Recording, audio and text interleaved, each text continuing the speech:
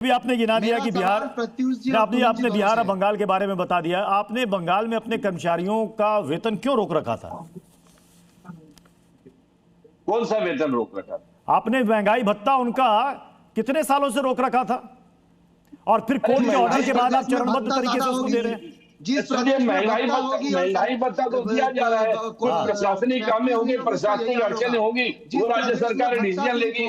लेकिन सवाल ये उठता है कि बिहार और जहां जहां भाजपा का शासन है, अरे आप चुप रहिए। आप बीजेपी को सपोर्ट करते हैं, बीजेपी के साथ मिले हुए हैं। बंगाल की जनता जानती है दानिश भाई, आप हुमायूं कबीर और बीजेपी। मैं दीपक जी आपके पास आ रहा हूं। दीपक जी, मतलब लगभग मेरा सवाल कांग्रेस से, दीपक जी, लगभग 5 दशक से आप बंगाल की सत्ता से दूर हैं जी।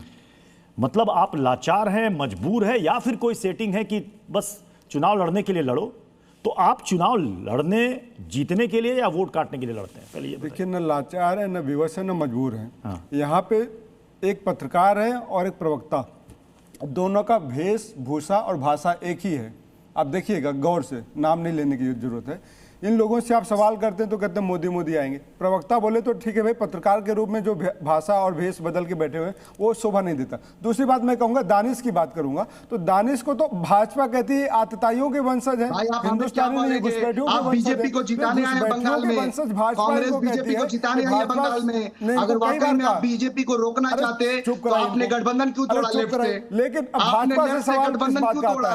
आप बीजेपी को जिताने की काम करने आए बंगाल में। दीपक जी, चुप रहिए। आप बंगाल में बीजेपी को जिताने के लिए आए और आप ये ढोंग नचा रहे हैं ना, इंडिपेंडेंटली हम लोग 294 सीटों पे लड़ेंगे और अपनी ताकत आजमाएंगे। आक्रांताओं के वंशज है भाजपा, आपको ऐसा कहती है। बता दीजिए जी, कांग्रेस का ताकत दानिश जी सुन तो लीजिए। दानिश जी सुन तो लीजिए। अरे दानिश भाई, आपको भाजपा आक्रांताओं का वंशज कहती है। हिंदुस्तान में जितने मुसलमान हैं सब आक्रांताओं के वंशज है, भाजपा ऐसा कहती है। अब बातें करते हैं कि भाजपा से सवाल करिए, बिहार हो, बंगाल हो, महाराष्ट्र हो, मध्य प्रदेश हो, छत्तीसगढ़ हो, कितनी जगह ईडी और सीबीआई के छापे पड़े, कितनी जगह इनकम टैक्स के छापे पड़े विपक्ष के नेताओं पे, और कितनी जगह छापे पड़े भाजपा के नेताओं पे।